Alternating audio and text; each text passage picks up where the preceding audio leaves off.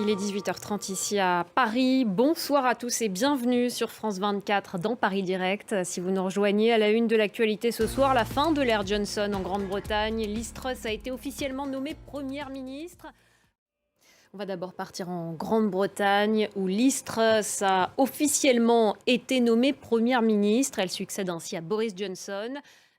Liz Truss, Gauthier Rybinski, on vient de l'entendre, qui rend hommage à Boris Johnson, son prédécesseur, tombé à cause du Partygate, et qui promet également de sortir le Royaume-Uni de la tempête, ce sont ses mots. La tâche s'annonce ardue pour Liz Truss, tant la situation est compliquée outre-Manche. Oui. Merci beaucoup, Gauthier Rybinski, pour cet éclairage. Et puis du côté des Européens, vous allez voir que c'est la méfiance qui domine face à cette nouvelle première ministre britannique. À Bruxelles, on retrouve Alix Le Bourdon, notre correspondante. Et puis à noter que Joe Biden, le président américain, va appeler Liz Truss pour la féliciter. Le président américain qui veut approfondir la relation avec le Royaume-Uni. On en vient à la guerre en Ukraine. La Russie accuse aujourd'hui à nouveau Kiev de bombardements tout près de la centrale de Zaporijjia, la plus importante d'Europe.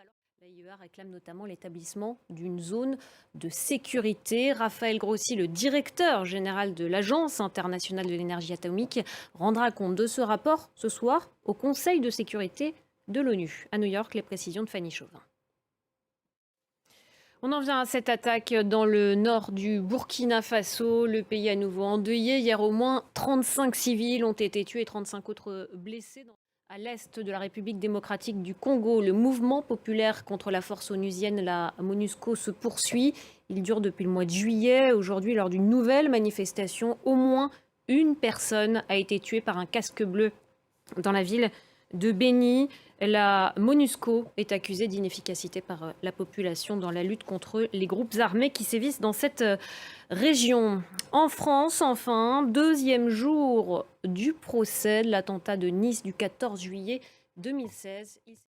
Merci beaucoup, Karim Makiki, en direct du Palais de Justice à Paris.